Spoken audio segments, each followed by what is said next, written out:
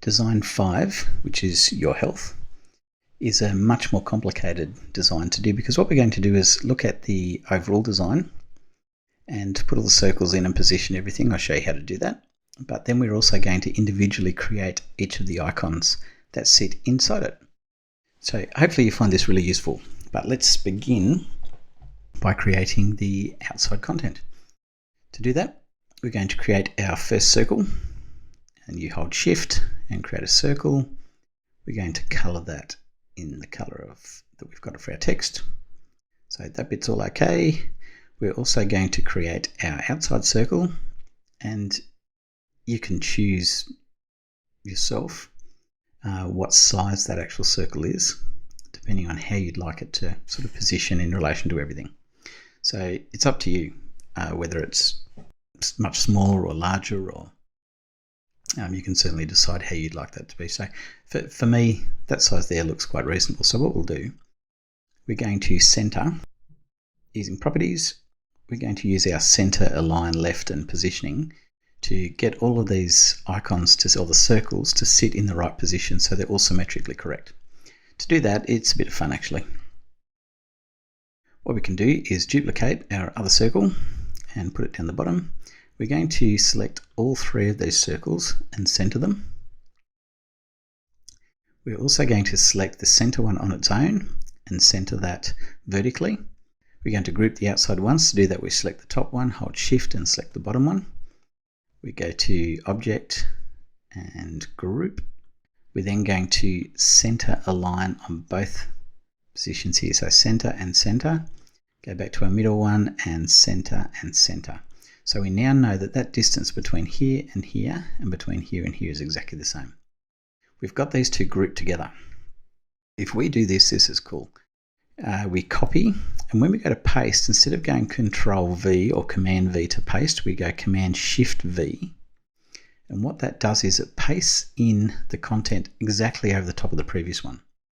So what we can do now is go up to the top of our copied circles, hold Shift and drag to the right and let it go when it is exactly sitting 90 degrees. So now we know that that space between there and there and there and there, as well as there and there, they're all exactly evenly spaced. If we copy Control Shift Paste again, or Command Shift Paste, we've copied these again. This time hold Shift and drag again, and you'll see that it moves at 45 degrees. So now our spacing between each one is exactly the same. Copy, Command Shift V again to paste. This time we're going to move it all the way around to 45 degrees here. Now hold Shift again, and you'll see that it snaps too. And we now have all of our circles evenly spaced around the center circle. So don't move them from now on, because we don't want them to be moved. To fix that, one way to do it is to group them all. So select all of the groups of the items on the page, go to Group, and then go to Layers, and we can lock those in place. But before we lock them, I'd like to actually go and color each one. So to do that, we're going to have to select each one, and notice we're going inside a group up here. If that's too frustrating for you, you can go Object, Ungroup, and remember they were grouped in pairs. So you can go Object, Ungroup again, and we can sort of pull all of them apart. So we'll just ungroup all of these. I'm using Command Shift G, which is ungroup. There we go, they're all ungrouped. I can now choose each one using our eyedropper. I can just quickly go in and add all the colors. So I'm just selecting each one and applying the eyedropper to them. Make sure you get the circle, not the text. Here we go.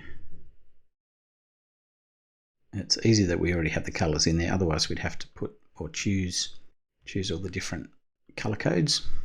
We've got all of those ready. So then we can select them all, go Object and Group, and in that group up in our layers up here, so the group we're looking at, if you're not sure, you can click on the eye beside them to show you the group disappearing, and we lock that group. Our next part, if you have a close look, there's some lines between them as well.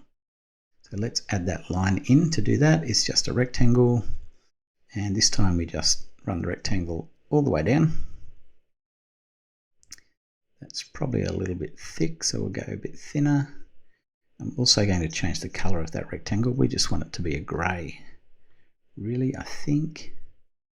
Let's just go to our palettes and choose a light grey. Don't worry that it's sitting over the top at the moment. We'll just go center and center. We select copy and Control Shift or Command Shift paste. Rotate around, all the way around there. Copy again, Control Shift or Command Shift paste. And we're going to hold Shift again and rotate 45 degrees. Paste in another copy and rotate that around again. Notice again that these are sitting over the top, which is not where we wanted them. We want them to be sitting underneath. So let's group them together. So they're now grouped. And you can see that that's the group there. We're going to move it underneath that, and now that's starting to look how it's supposed to, isn't it? We can lock those in place too because we don't want to change them.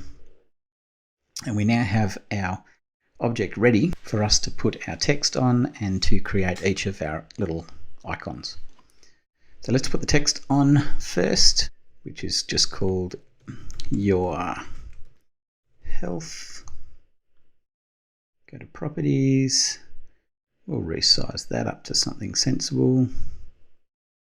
There we go. We'll center it. We'll center it again. Move the box down to the edges. That way we know our centering is in the center of the shape. Just a nice, easy way to do it. Fill will change to white.